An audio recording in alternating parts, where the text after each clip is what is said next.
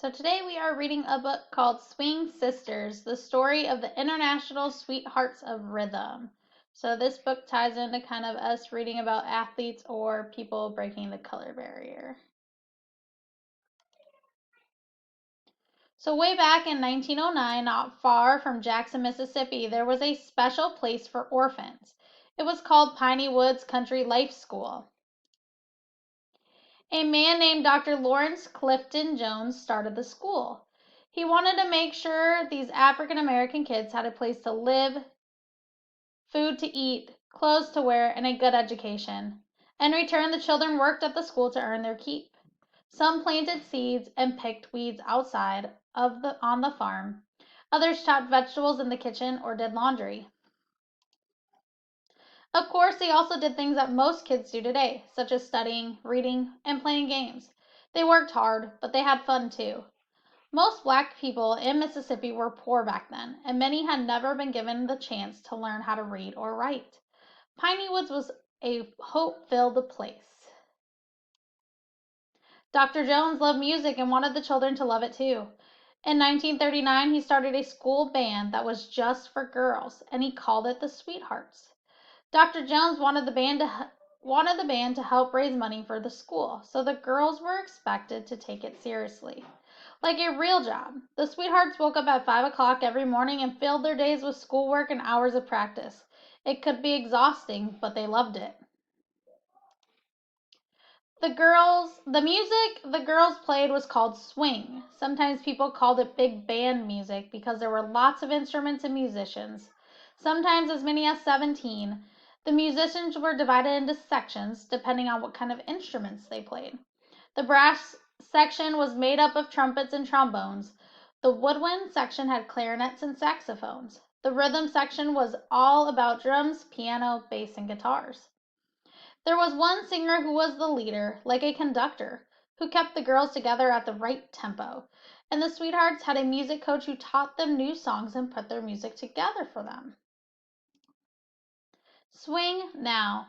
The music was filled with energy. It was jazz. It had rhythms and melodies that got people up on their feet to dance. And like any good music, it told stories about how it feels to be alive. The Sweethearts played in churches and in schools and other places. When the girls left Piney Woods, they kept the Sweethearts together and moved to Washington, D.C., where they had hoped to make a living as musicians. They lived like a family of sisters, spending all their time together, eating, sleeping, talking, and playing music. Occasionally, they got into fights like sisters sometimes do, but mostly they got along. They had a chaperone named Ray Lee Jones to look after them. Ray traveled with the Sweethearts, making sure they had safe places to eat and sleep. They traveled on their very own bus, Big Bertha, which had their names splashed across the side. They ate on the bus, they played cards on that bus, those girls even slept on that bus. At night, they would look out Big Bertha's windows and watch miles and miles of America flash by like a movie. They were doing something most girls couldn't have dreamed of doing because it had never been done before. Every so often, a band member would leave, but they were always picking up new musicians along the way. A sax player from Boston, a bass player from New York, and the original members of the group were black.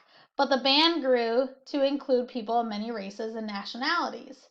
The Sweethearts didn't care as long as they could play music, as long as they could swing.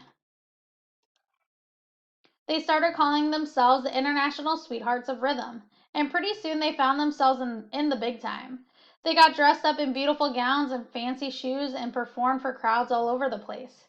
One week, they played the Howard Theater in Washington, and 35,000 people came to see them. The International Sweethearts were a sensation. People lined up in the streets for hours to hear them play. Inside the theater, people danced in the aisles night after night. In the 1940s, there were other big band entertainers who were very popular, such as Louis Armstrong and Count Basie. They were they were the leaders of male bands. The International Sweethearts of Rhythm was one of the very few all-female bands at the time. Women were discriminated against.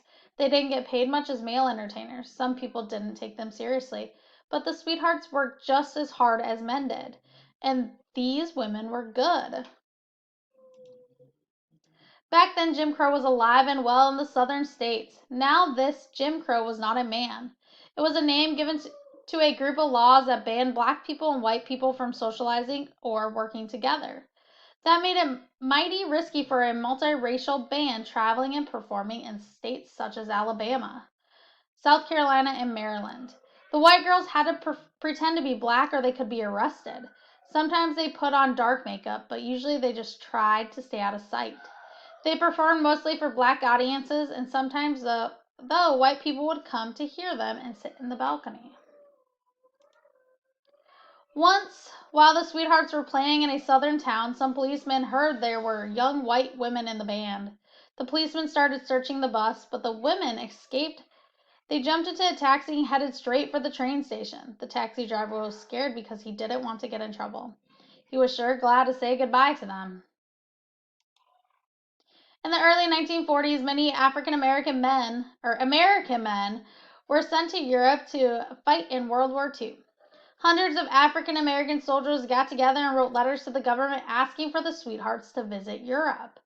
In 1945, the United Services Organization, USO, arranged a 6-month tour of the band to travel to France, Belgium, and Germany. The Sweethearts were treated like queens. The soldiers were thrilled to hear these talented women perform. For the soldiers, the Sweethearts' music was like a long drink of cool water on a really hot day.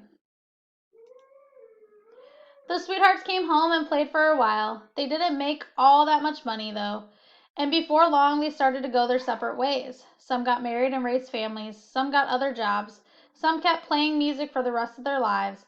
In a way, though, they all made a difference. Those Sweethearts didn't know it at the time, but they helped open doors for women of all backgrounds. They gave hope to those who heard them play, and they helped show the world how to swing.